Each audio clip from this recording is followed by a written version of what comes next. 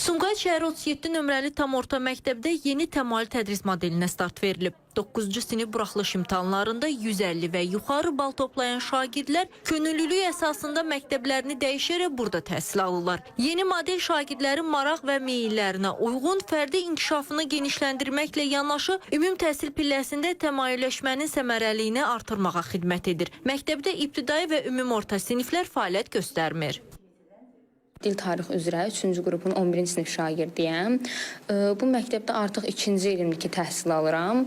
Burada qalmağımın əsas səbəblərindən biri də məktəbdə keçirilən yüksək səviyyəli dərslərdir. Bu layihədə məktəbimiz uşaqların məktəbdə təhsil almasını hədəfləyir. Yəni əlavə repetitorlardan fərqli olaraq sadəcə təhsili məktəbə qaytarmağa çalışır məktəbin layihəsi. Mən 4-cü qrup tələbəsi olaraq biologiya, kimya və fizika fənlərindən hazırlaşıram ən çox. Mənim düşüncəmə görə mən artıq imtahana tam hazırlaşa bilərəm və imtahan nəticəsində ən yüksək balı yığaraq istədiyim ixtisasa çata bilərəm.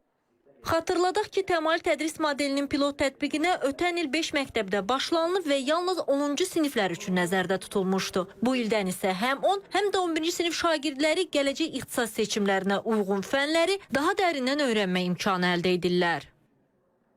Bu layihənin də məqsədi əsas odur ki, şagirdlər əlavə məşğələlərə cəlb olunmadan yalnız məktəbdə onlara keçirilən dərslər vasitəsilə ali təhsil müəssisələrinə hazırlaşırlar.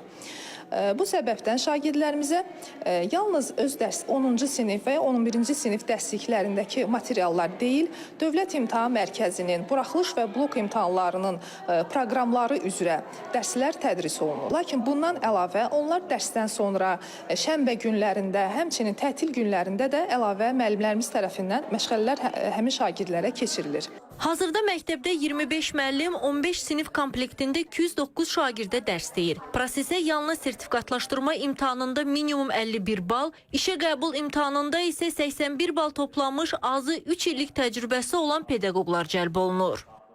Normal orta məktəblərdən fərqli olaraq burada qruplar üzrə təşkil olunurdu və deməli sinifdə ancaq eyni qrup üzrə təhsil alan şagirdlər var. Bu həm müəllimin işini asanlaşdırır, həm də şagirdlərin işini asanlaşdırır. Yəni eyni hədəfə doğru gedirik. Onların həm də qruplar üzrə çəki dərəcələrinə, yəni əmsallarını da əsas götürmüşdür burada və buna uyğun da dərs saatlarının bölgüsü müəyyənləşdirilmişdir.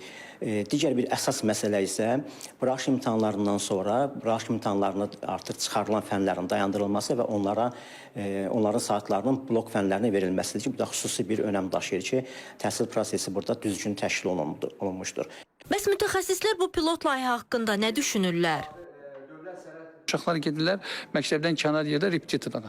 Məhz Elm və Təhsil Nazirliyi bu istiqamətdə çox yaxşı bir layihə təklif edir ki, uşaqlar dərsdən sonra və yaxud da ümumiyyətlə 10-cu 11-ci sinifdə şəhərin, kəndin, rayonun müxtəlif yerlərinə getməsinə. Çünki onlar bu vaxt itirirlər, valideynlər maliyyə itirirlər. Həmçinin şagirdlərin sosiallaşması da təmin olunacaq. Qeyd edilən təmayül siniflərində bu şagird sayı daha aşağı sayda olacaq. Yəni ona qədər uşaq olacaq. Bu birinci məsələdir. İkinci, orta təhsil məktəblərində dərslər 45 dəqiqədirsə, həmin təmayül kimi xidmət göstərilən yerlərdə dərs saatları 1 saat, yarım hətta 2 saat olacaqdır və onun konkret olaraq proqramı Dövlət İmtahan Mərkəzinin qəbul proqramı olacaqdır.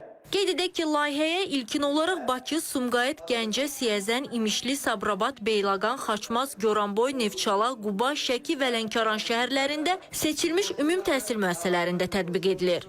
Yaxşı, informasiyanın bir də növləri var idi uşaqlar. Maya Sabir qızı, Qadir Əliyev, İTV Xəbər.